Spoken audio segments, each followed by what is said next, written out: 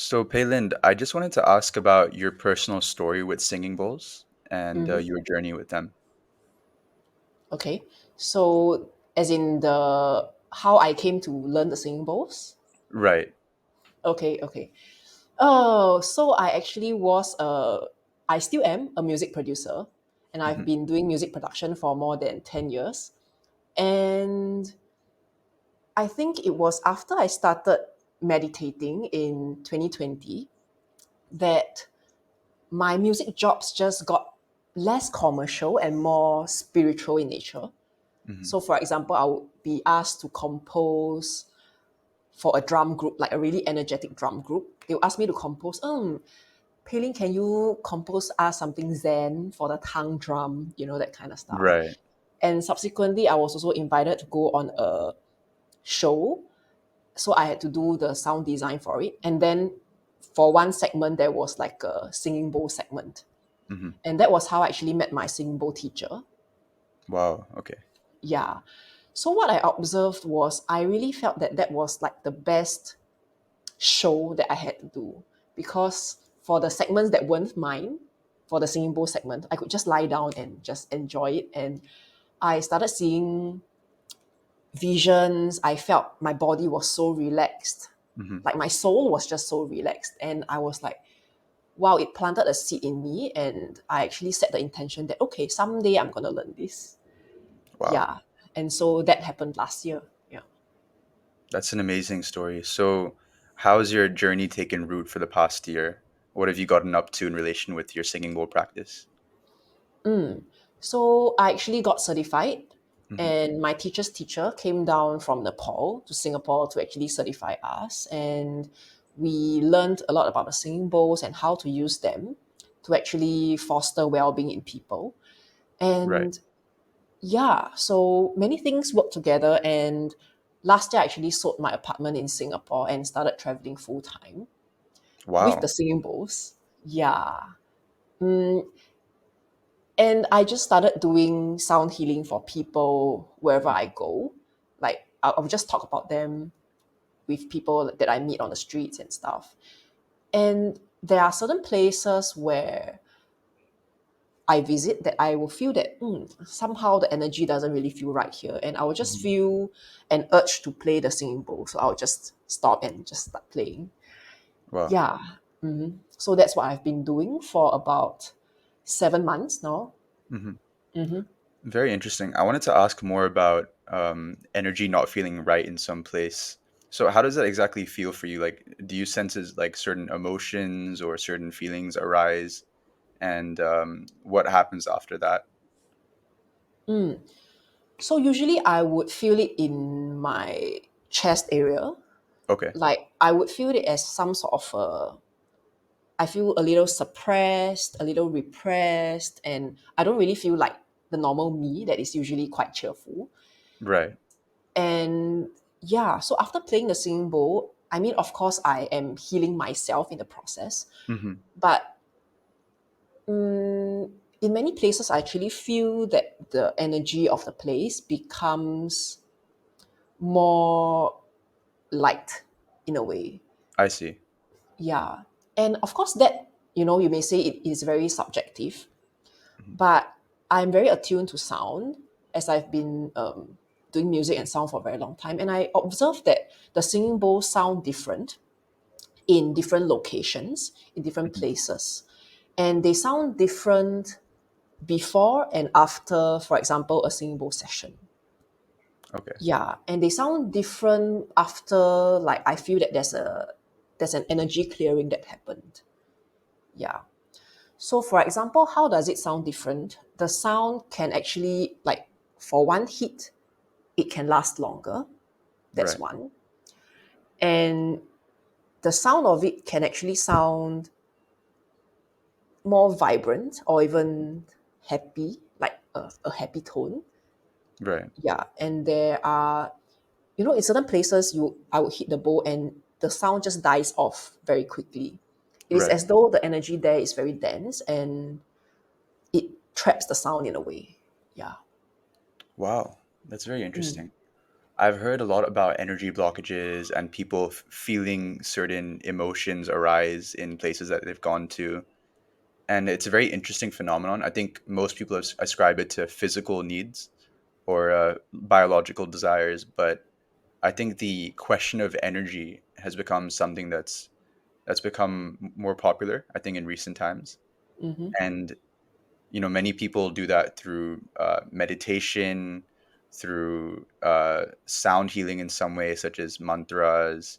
And I was just wondering, in the topic of mantras, are there any specific recitations that you say, any specific mantras or sayings that you use while doing your singing bowl practice? Maybe the sounds can combine or something. Or I actually personally don't do that, okay, but actually inscribed on every singing bowl I have is actually the mantra Om Mani Padme Hum. I see. Yeah. That's very interesting. That's a Mm-hmm. Buddhist mantra, right? Yeah, correct. Wow. So I know that you're visiting several countries and you're doing your Signal Bowl practice. Is there a reason that you're going to these specific countries? And if you could just name any examples or stories that you've had in relation with your practice. So I actually basically started out with just one location in mind, Right. which was Montenegro. And it is just along the journey I meet people, I hear stories, and perhaps sometimes there are also even synchronicities. And I Mhm. just, the next location just reveals itself to me and I just go there. Yeah. Wow. So, for example, my first client in Montenegro, Hmm. she apparently wasn't from Montenegro and she was originally from Bosnia. Okay. And that was how I was like, oh, I got interested in Bosnia. And yeah, that very night after she left, I was just scrolling Instagram. And for the first time in my life, I actually came across this thing called the Bosnian pyramids. I see. Yeah, like I never knew there were pyramids in Bosnia. And apparently, Likewise. yeah, like the height of it is actually almost twice the size of the Great Pyramid in Egypt. So I Wow. was like, wow, I have to go there, man. Like Hmm. to me, that was a synchronicity. Like I've never heard of this in my entire life. And then I meet a Bosnian, and then the very same day I read about the pyramids. So my second location was actually yeah. So I decided to go to Bosnia. Hmm. Wow. Yeah. Uh, could I ask more about the Bosnian pyramids? If you know any cool facts or any or the history behind them, because it's very intriguing. Like I had no idea there were Bosnian pyramids. Yeah. So I've been there, and personally, I didn't feel like an exceptional amount of positive energy, for Hmm. example.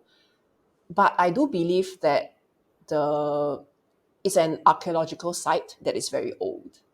And there are a I lot of see. experts that went there and did tests and research, and they actually say that those pyramids may be actually even older than the pyramids of Egypt. Wow. Yeah. But it is, there are also like, there's also the other side of the story where people are saying that those are just hills because they are actually very green, covered in like shrubbery and trees. And who knows if it is really a pyramid underneath. Right. Yeah. They only started excavating the bottom portion of it. And then the Hmm. rocks that they found, a lot of them are like megalithic rocks that are Hmm. very huge. And the compositions of the rocks actually, they found out they actually date back to quite long ago. Oh Yeah. wow. So they're much older than we realize. Yeah. But then there are also like the underground tunnels Hmm. that actually form the whole pyramid complex. And they are still currently digging the tunnels. And I've been into the tunnels and I feel that the air there is very good. Yeah, That's it's great very to good. hear. Yeah. Wow. Okay. And did you do any singing bowl practice on the pyramids or near it? Yeah, so like I actually had some sessions on the pyramid itself. We Hmm. climbed to the top of the pyramid and I just started playing the singing bowls. And yeah, somehow every time I just on a whim just decide to go to the pyramid and just start playing the singing bowls. I would meet people that need some form of therapy. Hmm. Yeah. And yeah, so I would help them with that, and that's it. Hmm. Wow, that's very interesting. I know we spoke about how people theorize that the pyramids might be much older than we think, and there's also like claims that, oh, these are just hills.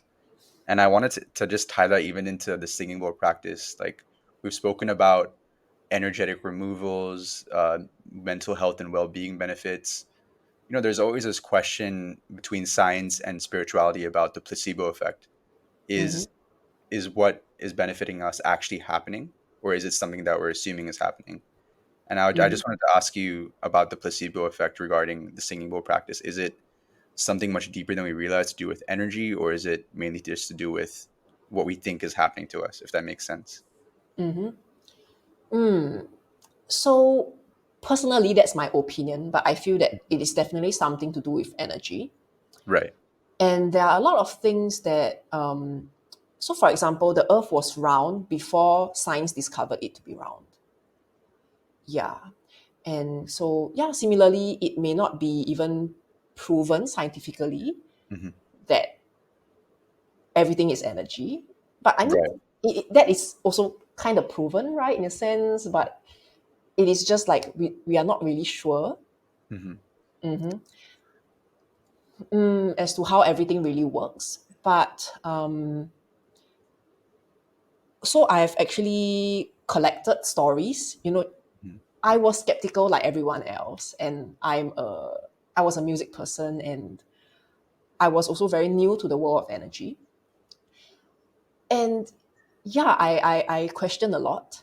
So what I observed then became my reality and I what see. I currently believe in. So it is actually through the stories from my clients and how it helped them, what they saw, and even subsequently what happened in their lives after the session. Yeah, that actually led me to believe that this is what's happening. For sure. And I Yeah. think Mm-hmm. I also subscribe to that idea because I think one thing is we're not as advanced technologically and in a scientific manner to actually understand the full scope of things, right, on an energetic level. But I think more information from scientific boards are coming out on how energy is real. Mm-hmm. And there's this idea of quantum entanglement within everything. Mm-hmm. So our consciousness creates reality, and then there is this thread of webs on a conscious level that we're all part of, and Mm-hmm. that's on an energetic level as well, which is very interesting. Yeah. That's always been the question, I think, on in terms of scientifics and spirituality and how they relate and how they contrast. Mm-hmm. Yeah. But energy aside, what I love about the singing bowls is that they have a physicality to it. Hmm. So you physically see the bowl, you can orally hear the bowls, and you will observe that you just feel more relaxed listening to them. And scientifically, we know that our body is made up of mostly water, and then like when it vibrates, the flow actually improves the circulation. And yeah, so physically there is like an explanation. Hmm. And also with like the bigger bowls, so the bigger a bowl is, the lower the sound is. And we know that the lower the frequency of a sound, the greater the wavelength of the Right. wave. And that is also why we use like the bigger bowls for putting it on the body physically. Hmm. Yeah, because like the wavelength, when it's big enough, it actually passes through the body. Wow, that's very Yeah. interesting. And Hmm. you can physically feel that, oh, I'm vibrating. Yeah. Wow. So you can feel Mhm. the physical sensation of actually vibrating. Yeah, correct. So then that's not like a placebo thing per se already because you can physically feel it. Hmm. All right, and I think this touches more on, for people who are skeptical about the spiritual aspects of this, a more scientific lens, Hmm. like what do we actually feel and how is this helping our blood circulation and whatnot. So there Hmm. is benefits to this that are more scientifically rooted. But I think, Hmm. hopefully as technology, science advances, we can sort of understand this on a more technical level, about the spiritual benefits, Mm-hmm. especially to do in the energetic sense. So I Yep. think that that's great. And I just wanted to ask about your upcoming retreat to Egypt. I know that you're going to Egypt, and I was wondering if you're going to the pyramids of Giza by any chance. Are you going to like be practicing the singing bowl there? How is the whole process Mm-hmm. looking like? Yeah. So I'll be leading a group of 9 women to Egypt in Mhm. November this year, over 9 days. And yes, to your question, we'll be going to the Great Pyramid of Giza, and we'll be doing a private visit there. So we will be there, just the group of us, ourselves, and there will be a couple of other private visits to the Mhm. other temples as well. For example, Temple of Isis, Temple of Hathor, Wow. and the Sphinx enclosure. Mhm. And yeah, I will be definitely playing the singing bowls in some of them. Hmm. Awesome. Could I ask why Egypt and why you're going to these places? Is there any specific reasons, or is it just because of the name attached to these places? We know that they're quite popular, even from a spiritual lens, but also a historical lens. So we could just delve into Hmm. that. Yeah, sure. Like, in fact, the story is so long that I actually released a YouTube video talking about like the entire story of how this Egypt retreat came about. But Wow. basically, it started when I was meditating one night, Hmm. and I just started getting, some of the spiritual people would say downloads.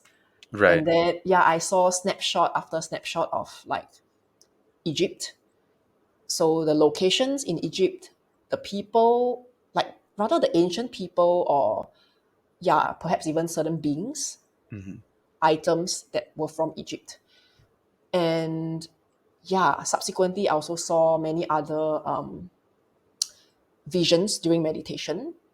And those downloads actually unpacked over the next few days or even weeks that made me feel that, oh, okay, I had a knowing within myself that, Hmm. okay, I'm actually meant to do this. I need to do this. 9 days, 9 women, November. And yeah, and then that was how the journey started to creating the retreat. That's amazing, and I'd love to hear about your journey Hmm. afterwards. We can talk about that. And I was also wondering on the level of spiritual leaders or individuals who we regard as leaders. Have you found any sort of inspiration in them in their practices, and has that aligned with your practice on singing bowls by any chance? Mm, so when I look at any human being or any person, Hmm. I don't really observe like what practices they do. Right. Yeah, usually I'll observe that after I observe them as a person, like Hmm. who they are as a human being, how do they behave, what do they do in their, what do they say, how Hmm. do they say it, and what do I feel Right. from what they say. Yeah. And yeah, for me it is, I need to have a energetic resonance with a person. Right. I need to feel that, oh, this person really means what he or she says. Hmm. So there is like an alignment of words and actions. Hmm. And yeah, and then subsequently I will try to actually analyze them even more and to find out more about their practice. Yeah. Wow, that's very interesting because with a lot of individuals I know who are spiritually inclined, or they want to take that journey of enhancing their well-being, understanding their self, there's usually a figure or an individual that has maybe inspired them to do so. It could be a friend, it could be a teacher, and it could also be religious, spiritual figures such as Krishna or the Buddha. Mm, And I just wanted to ask that question to you because I know it's quite popular, and I think I also agree in the sense that we need to agree with the individual and what they're saying, instead of what practices they follow, because the practices they follow will have no meaning unless we mm, actually know about them as an individual. yep. So that's a very important sort of observation to make as an individual who's maybe listening to a video from a spiritually inclined individual, or even just listening to your next door neighbor and seeing what they have to say about certain opinions. Hmm. So yeah, I think Yeah. discernment is very important. Yeah, you're right, discernment. Yeah, and actually everyone has the power or the Mhm. ability to actually discern for themselves Right. what works for them and what works best for them. Yeah, regardless of Right. what other people say. Awesome. And I was just wondering if you're okay with doing so, if you could just show us a little demonstration of how the singing bowl works and so on. Okay, sure. Okay, so this is a what we call like a medium-sized singing bowl, and we can actually use it in our daily practice for mental clarity, like Mhm. maybe before we start work on something. And the bowl actually vibrates at the edges here, so we will actually hit it. I'm not sure if the mic actually picks this up. Okay, and then we can actually bring it up here.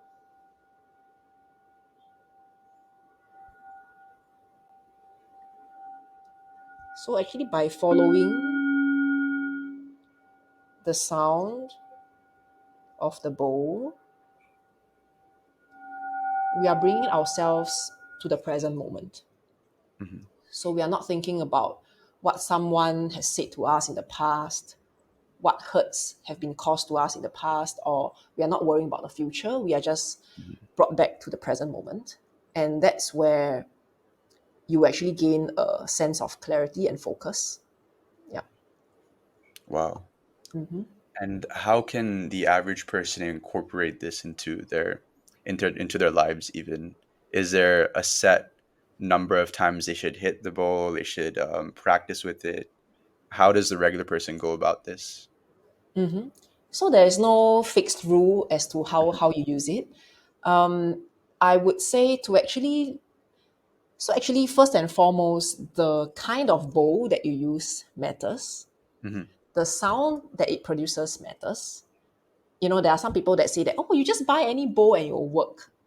I mean, that doesn't make sense, right? It's like if you Right. hit a pot, it's different from hitting a singing bowl. And there are good quality bowls and not so good quality ones. There are handmade ones and machine made ones. Right. So personally, I prefer the handmade ones because I find that it is through the imperfection of it being handmade that it actually produces a richer resonance, and there are actually more overtones, and therefore the sound lasts longer. Wow.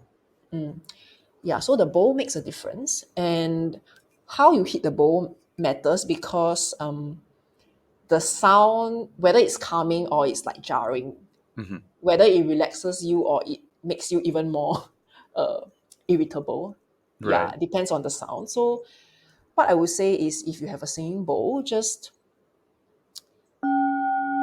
observe what kind of sound you are creating. You can vary the sound by hitting it harder, softer, slower, as in the speed in which you approach the bowl. So you can actually play around with these things and observe the sound of it and observe what you feel. Yeah. So I feel that everything starts with observation. Mhm. I already feel so much calmer after just a few seconds of me hitting the bowl, so Okay, that's great. it has real power. And I was also just wondering, does setting matter as well? Where you are, should you be outside in nature or can you just do it virtually anywhere? Yeah, you can do it anywhere. Of course, if you have a bigger bowl, then you need to, it's heavy to carry around. Right. But yeah. But being in nature is good. I mean, I feel that in general, we need to find time and space for ourselves to actually go out into the natural world. Right. Yeah, singing bowl or not. Yeah. That's true. That's very interesting. I think, in terms of singing bowls, everyone has maybe sort of heard of it or maybe know its impact or its association. I think a lot of people associate singing bowls with Tibetan culture, Buddhism, South Asian religions to an extent. But I think it's important that people also understand how they can incorporate this into their lives. How can they Mm-hmm. use this maybe on a consistent level or whenever they'd like to, Mm-hmm. uh, on how they can enhance their well being, find some level of grounding or root in the sense of self. Mm-hmm. And I was also just wondering if you have any examples or stories, if you're willing to share, of how it's benefited maybe certain clients or yourself on a consistent level, or maybe, just during one session. Okay, so maybe I'll actually share this story that came out of Montenegro. So Hmm. this lady that I met in Montenegro. I'm not sure if it would be a little bit heavy, but I'll just be brief about it.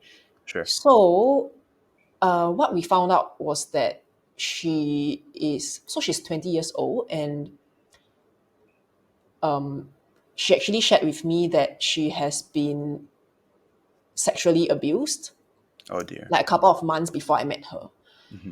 And she's a very intelligent lady, and she can logically verbalize the fact that she knows that it's not her fault, Right. and she knows that everyone deserves to be respected and treated well and not do anything against their wishes.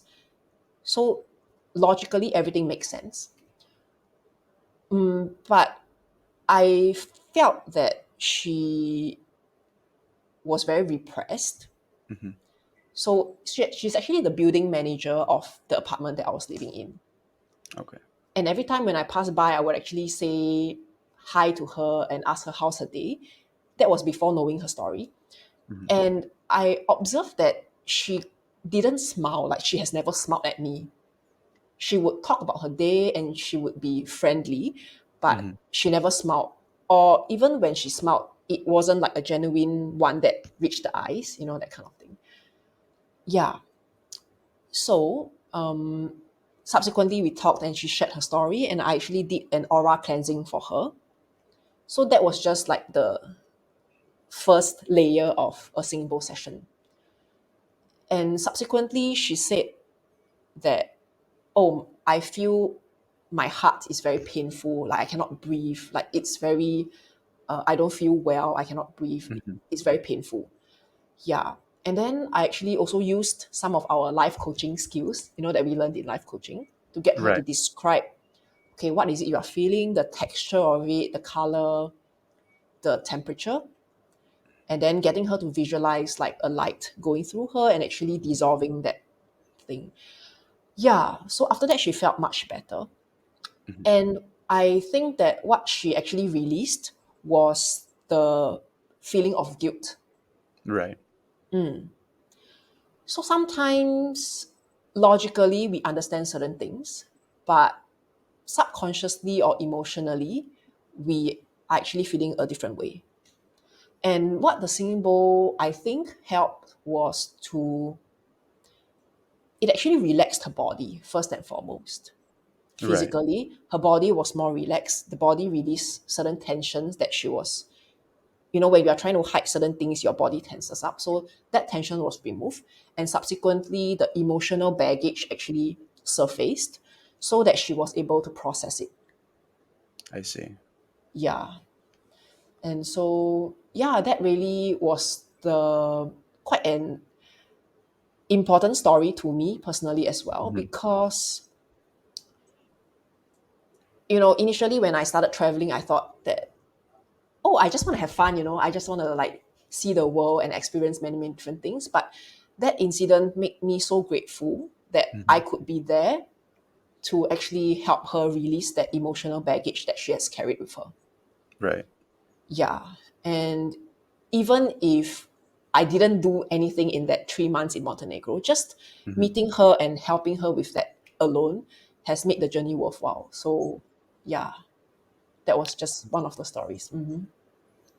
It's incredible to hear how such a practice can bring so much value or healing to someone's life, especially one that, in my opinion, is not talked about enough, the practice of singing bowls. And now I realize that it can be seen as a sole practice, just using the singing bowls, or it can also complement something else, like a meditation or Hmm. another practice in the spiritual lens.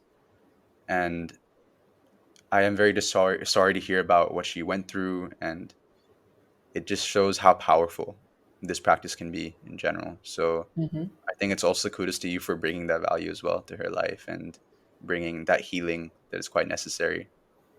And Yeah, I think it just goes to show how powerful this can be. Mm-hmm. Yep. And yeah, I think it's something that I will also delve into more, maybe understand the benefits for myself and practice it.